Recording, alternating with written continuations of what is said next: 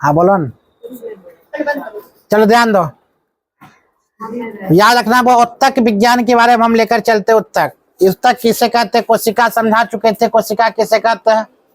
कोशिका किस लिए, ध्यान दो, बाद में चर्चा करना क्या चीज है। टिश्यू से क्वेश्चन, तुम्हें बायोलॉजी से क्वेश्चन बहुत आता है, बिहार पुलिस में, बिहार दरोगा। उत्तक किसे कहते हैं? कोशिका के समूह को उत्तक कहते हैं। उसको हम डांटेगा सर, मोबाइल में घुसेगा। आप उसके नाना फोन किए, बाबू फोन किए, तब बोलेगा ये फोन किए, तब गुस्सा बढ़ता हमको। देख रहे थे, पढ़ाए ये पढ़ेबे नहीं किए हैं। मोबाइल लेकर, मोबाइल आकर स्विच ऑफ करके रखा करो। तुम ध्यान दो। तो उत्तक बुआ क्या कहते हैं? कोशिका के समूह को हम क्या कहते हैं? उत्तक कहते हैं। कोशिका खोज किया था रॉबर्ट हुक ने 1665 में। केंद्र का खोज किया था रॉबर्ट ब्राउन ने, याद है क्या? सूक्ष्मदर्शी खोज किसने किया था? माइक्रोस्कोप खोज किसने किया था? जॉनसन किया था। कब किया था? 1590 ईस्वी में, याद रहेगा ना। 1883 ईस्वी में क्या घटना घटे थे? 1883 ईस्वी में क्या घटना घटे थे? जीवित कोशिका खोज किया था, भूल गए थे? जीवित कोशिका खोज किसने किया था? लेवन हॉक ने। जीवित कोशिका खोज लेवन हॉक ने 1883 ईस्वी में किया था। चलो क्वेश्चन ध्यान दो। क्वेश्चन आपका है उत्तक। उत्तक में क्या क्या, ध्यान दो। इसमें समान रूप से हम क्या क्या पाया जाता है उत्तक में? कहा तब उत्तक की ओर हम लेकर आते हैं तो समान आकार, समान कोशिका के जो आपस में मिलकर एक समान कार्य करते हैं, क्या कहलाता है? वो उत्तक कहलाते हैं। या हम कह सकते हैं कोशिका के समूह को हम क्या कहते हैं? उत्तक कहते हैं। उत्तक कहते हैं, उत्तक कोशिका का समूह है। या उत्तक के सभी कोशिका का आकार, कार्य, उत्पत्ति समान होती है। पौधे तथा जंतु की कोशिका लगभग क्या होता है? वो समान होता है। पौधा हो या जंतु हो, लगभग कोशिका इसका क्या होता है? वो समान होता है। परंतु पौधा और जंतु उत्तक अलग अलग होता है। पौधा और जंतु के उत्तक क्या होता है? वो अलग अलग। और पौधा और जंतु कोशिका लगभग क्या होता है? समान होता है। लेकिन उत्तक की बात क्या हुआ? अलग अलग होता है। कोशिका बोलेगा तो समान होता है, उत्तक बोलेंगे तो क्या बोलेगा? वो अलग अलग होता है। ठीक है, उत्तक बुआ क्या होगा? अलग अलग, और कोशिका बोलेंगे तो समान होगा। उत्तक किसे कहते हैं? कोशिका के समूह को हम क्या कहते हैं? उत्तक। कोशिका के समूह को हम क्या कहते हैं? उत्तक। आगे पादप उत्तक, प्लांट्स टिश्यू, ध्यान दो बुआ। तो पौधे के उत्तक कोशिकाओं को विभाजन क्षमता के आधार पर दो भागों में बांटा गया। हम बोलेंगे बुआ उत्तक को कितने भागों में बांटा गया? दो भागों में। एक होता है विभज्योतिक उत्तक, एक होता है वो आपका अस्थायी उत्तक। ये 9th की क्लास में भर भर के दे रखा है। विभज्योतिक उत्तक और क्या बोलेंगे बुआ? अस्थायी उत्तक। आगे लेकर चलते हैं विभज्योतिक उत्तक के बारे में, ध्यान दो। कहा था आपका विभज्योतिक उत्तक, ये क्वेश्चन याद रखना। यह उत्तक ऐसी कोशिका की बनी होती है जिनमें विभाजन की क्षमता होती है। उत्तक की कोशिका गोल, अंडाकार, बहुभुजी होती है। यानी कि विभज्योतिक कोशिका में क्या बोलेंगे बुआ? इसमें विभाजन की क्षमता होती है।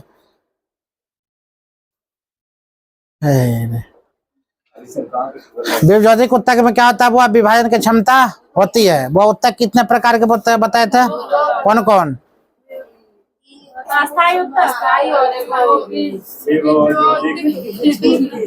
हे भगवान, इतना कमजोर बच्चा को हम पढ़ा रहे हैं। एक विभज्योतिक उत्तक के बारे में क्या बोलेंगे? अस्थायी उत्तक। विभज्योतिक उत्तक जो कोशिका विभाजन करने में क्षमता उसमें है। उत्तक इसमें गोल, अंडाकार, बहुभुजी होती है। इस उत्तक के कोशिका के बीच खाली जगह होती है। अगर बोला जाए यानी कि विभज्योतिक उत्तक के कोशिका क्या होता है? बीच के खाली जगह होता है। ठीक है, नहीं सॉरी नहीं होती है।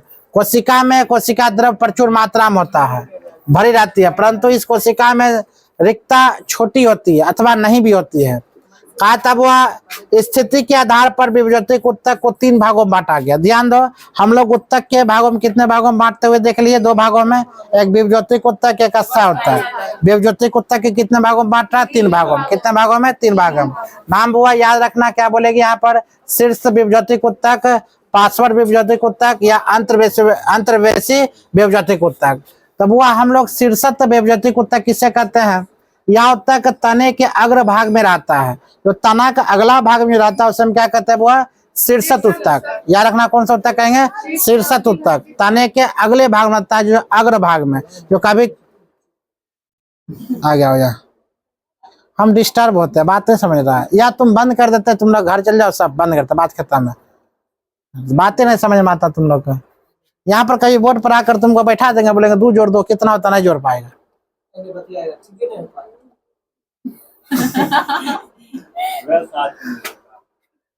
शीर्षक उत्तक हुआ, विभाजक उत्तक क्या बोल रहे हैं, यह उत्तक बनने होते अग्र भाग में रहता है। इस उत्तक में विभाजन के फलस्वरूप पौधे की लंबाई में बढ़ते हैं। तो क्वेश्चन तुमसे इस प्रकार पूछा जाएगा, पौधा में जो बढ़ाई होता है, पौधे में जो वृद्धि होता है, लंबाई में जो वृद्धि होता है, किस उत्तक के कारण? शीर्षक उत्तक कारण। शीर्ष उत्तक के कारण क्या होता है बुआ? पौधे में लंबाई में वृद्धि होता है, क्योंकि उसमें अग्र भाग में वह पैदा होता है, अग्र भाग में पाया जाता है। तो यहाँ पर फलस्वरूप पौधे की लंबाई में बढ़ती है। पौधे की लंबाई बढ़ना प्राथमिक वृद्धि कहलाता है, यानी पौधे की लंबाई में वृद्धि क्या कहता है, वह प्राथमिक वृद्धि कहलाता है। तुमको क्वेश्चन पूछा जाएगा, पौधे में जो लंबाई हो रही है, वृद्धि हो रही है, किसके कारण? किस उत्तक के कारण?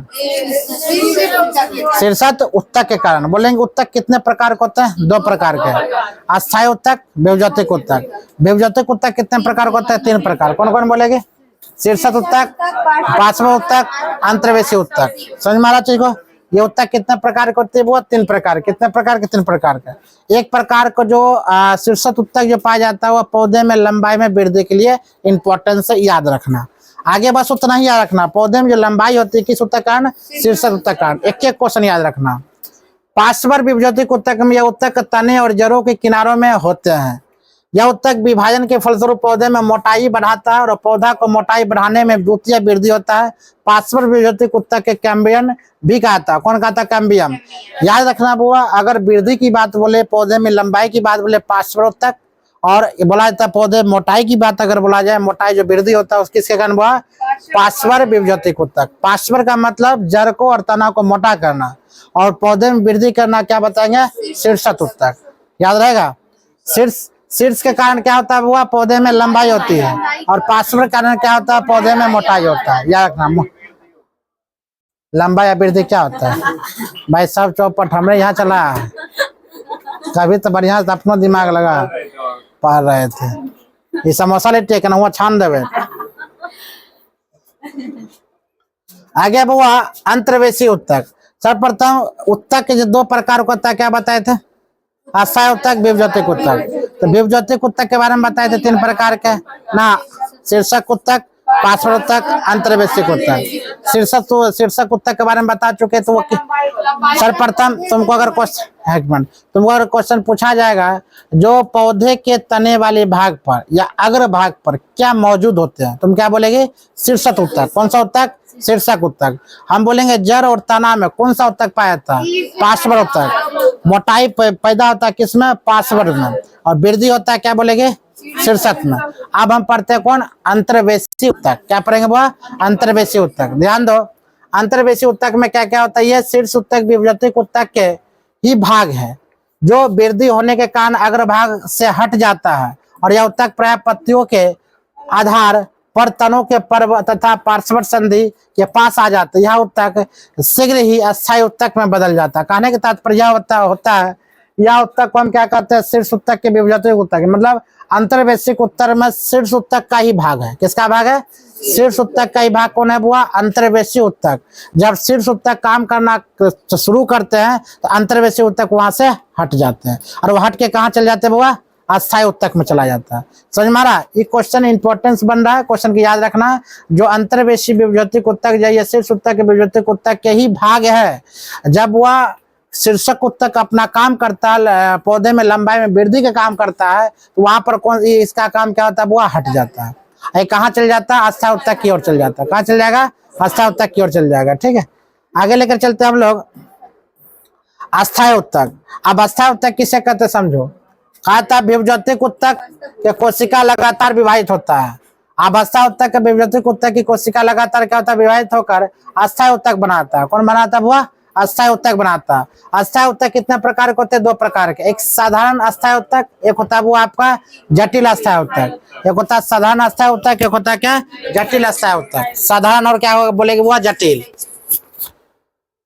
साधारण के मतलब यहाँ पर समझो क्या दे रखा है? साधारण, इसका उत्तक समान आकार का कोशिका पाए जाते हैं, सभी कोशिका मिलकर समान कार्य करती है, इसे हम क्या कहते हैं? वो साधारण कहते हैं। उसी प्रकार साधारण अस्थायी उत्तक 3 प्रकार के होते हैं। नामे बुआ है साधारण, तो साधारण नाम है तो साधारण किस प्रकार काम करेगा, सब कुछ साधारण काम करेगा, सभी में मिल बांट के काम करेगा। और जहाँ नामे है जटिल तो मतलब क्या होता है, वजरी लाल होगा, जहां तहां मुंह मारता होगा।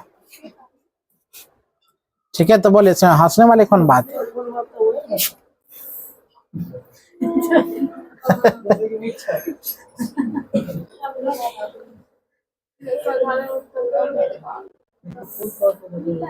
प्रकार नहीं रे, साधारण क्या प्रकार, कौन कौन मृदु उत्तक, क्या बोलेगे बुआ यहाँ पर? ये नंबर है मृदु उत्तक, बी नंबर में क्या बोले स्थूल कोण उत्तक। चलो भाई, मृदु उत्तक, स्थूल कोण उत्तक, उसके बाद एक आता है कौन कौन उत्तक के बारे में, फिर होता है बुआ दृढ़ उत्तक, उसके बाद जटिल उत्तक ना, फिर दारू पोसा, हाँ देखता है दारू उत्तक है। तो ये देखते हैं बुआ मृदु उत्तक। अब मृदु उत्तक का कार्य क्या समझो, कहा था पेन कायमा उत्तक जीवित कोशिका का बना होता है। तो एक क्वेश्चन तुम्हें आ गया है, जो पेन कायमा उत्तक जो होता है किसकी बनी होती है? जीवित कोशिका का बना होता है। इस उत्तक की कोशिका प्राय गोलाकार, अंडाकार और बहुभुजी होता है। ये कोशिका प्राय क्या बोलेगा वो, गोलाकार, अंडाकार और क्या होता है, बहुभुजी होता है। इन उत्तक के कोशिका के बीच खाली स्थान पाए जाते हैं। ठीक है, यह उत्तक पौधे के सभी कोमल भाग में पाया जाता है। अगर बोला जाए मृदु उत्तक कहाँ कहाँ पाया जाता है, तुम बोलेगी यह उत्तक होता है जो पौधा का सभी कोमल अंगों में पाया जाता है। जैसे कि तना ले लो, जहां से तुम उसका डलिया तोड़ सकती हो, और जड़ में नहीं पाया जाता। जड़ तुम तोड़ सकती हो, टांग टूट जाएगा, तुम टूट जाएगी। कोमल का मतलब होता है पौधा का जहाँ कोमल भाग है, जिस भाग को तुम तोड़ सकती हो आसानी से, वहां पर क्या पाया जाता है, मृदु उत्तक पाया जाता है। क्या उत्तक पाया जाता है? मृदु उत्तक पाया जाता है। उसी प्रकार का आता है मृदु उत्तक। यह उत्तक पौधे के सभी कोमल भाग में पाए जाते हैं। यह उत्तक जाइलम और फ्लोएम के निर्माण में भी भाग लेते हैं। अगर यह उत्तक की बात बोला जाए तो जाइलम और फ्लोएम, जाइलम का मतलब होता है जड़ से लेकर तना तक क्या लेकर जाता है, वो जल और खाद्य पदार्थ, और फ्लोएम केवल लेकर क्या जाता है, केवल खाद्य पदार्थ लेकर जाता है।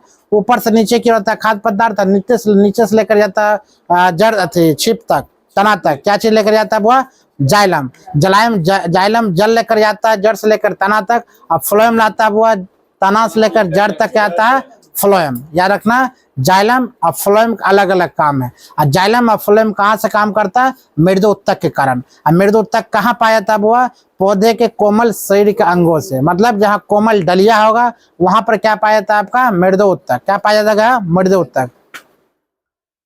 मेघ जम का पड़ा ना, बोलो बोलो क्वेश्चन बोलो, बोलो ना, तुम किस कारण करिया हो गया है, बोलो। कौन विटामिन कारण नहीं, विटामिन ए नहीं खाएगा, विटामिन बी नहीं खाएगा, उसके लिए हाइट टूट जाएगा। बच्चा से तुम क्या फल फूल खाओ, सब विटामिन धीरे धीरे ले लो बच्चे से। उसके बाद तो बच्चा मिलवे नहीं किया होगा, बच्चा मिलेगा मरघट्टा, कहाँ से बढ़ेगा हाइट? हाँ, बच्चा जो मरघट्टा पिएगा तो हाइट बढ़ेगा। उन लोग को देखो बिना पीले हाइट बढ़ गया, तो उसका हाइट क्यों उसको बढ़ा है, क्यों हाइट बोला, बताओ तो क्यों ना?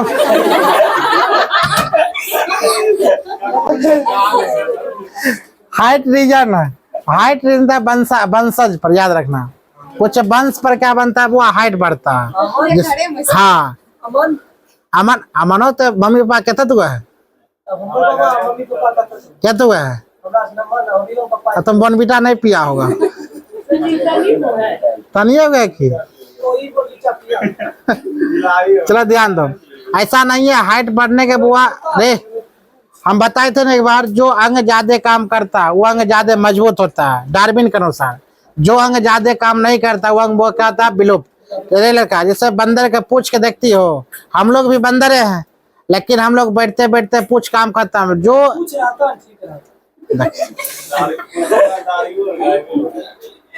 चलो तुम सब बहस करना, दिल्ली पे रहना। इस उत्तक के प्रधान कार्य भोज पदार्थ के जमा करना।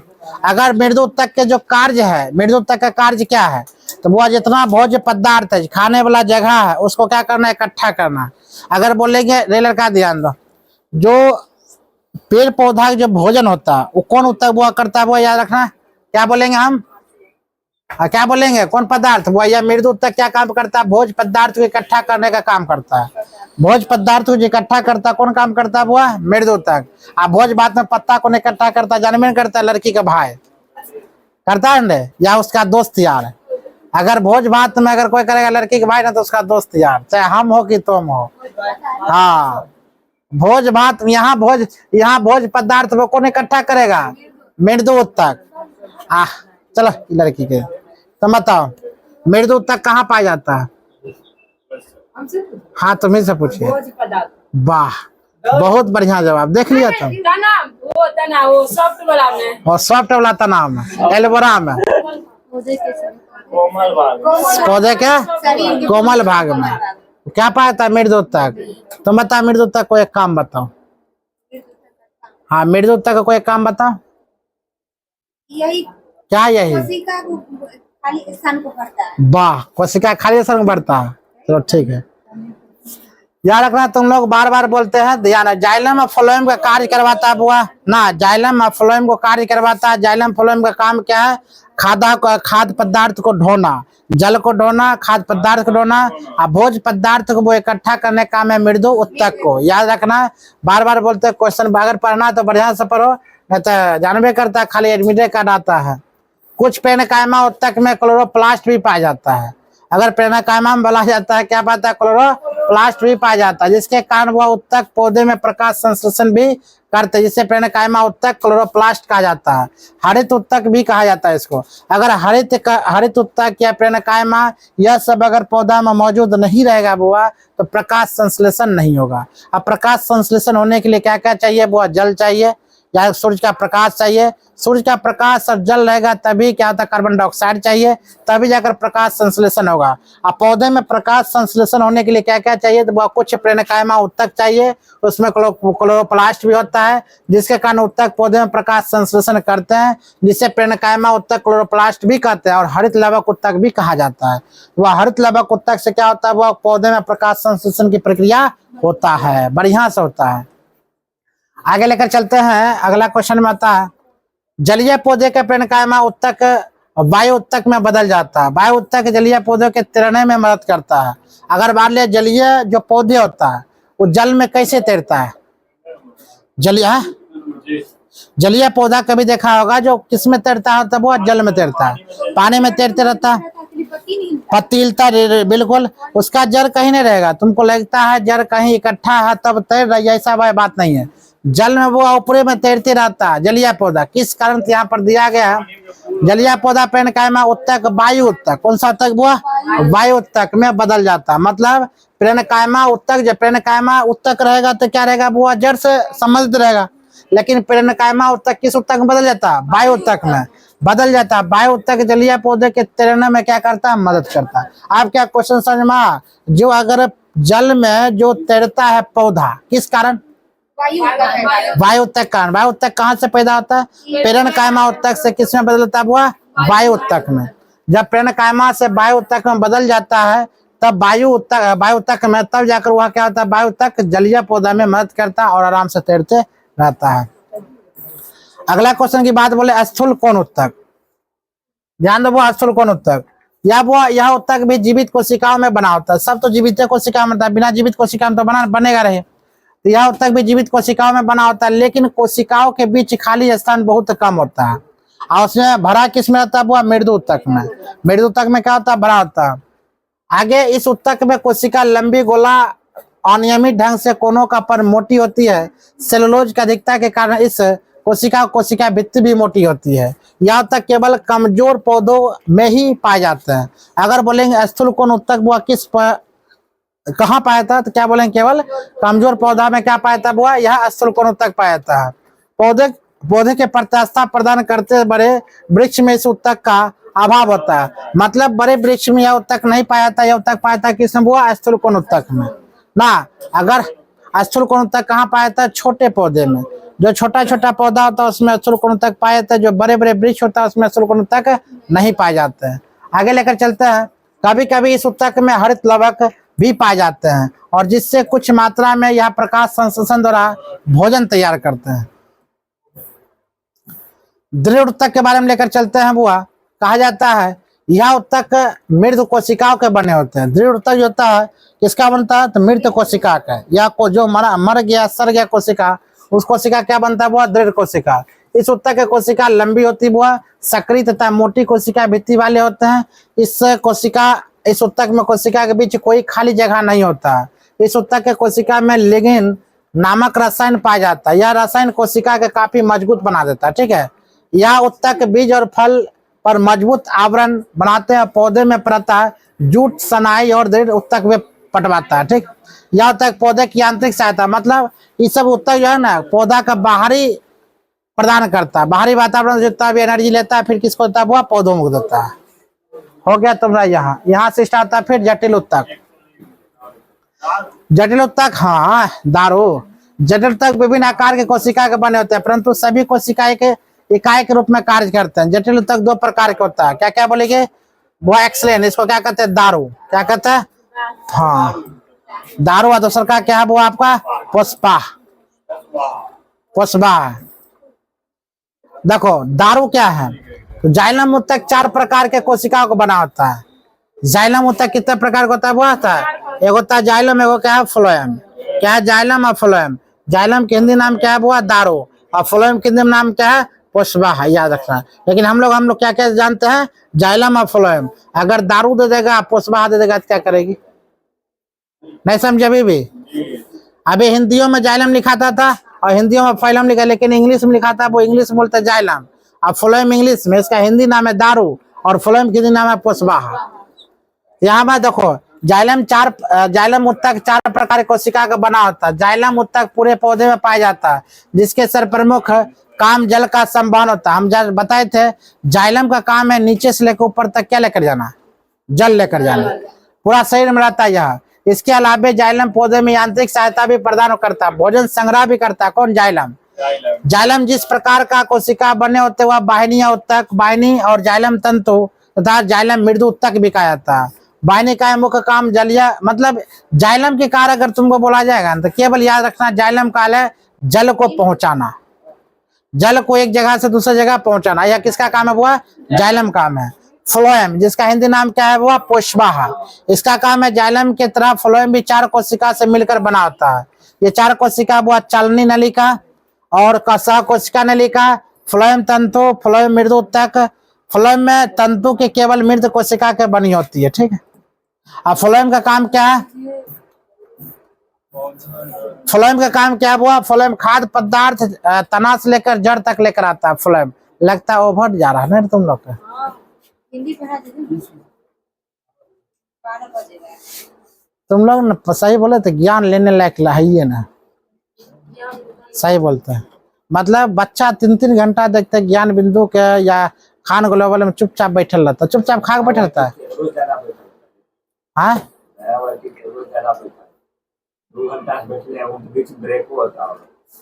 बंद करे, ये लोग का मुँहे लगाना बेकार है।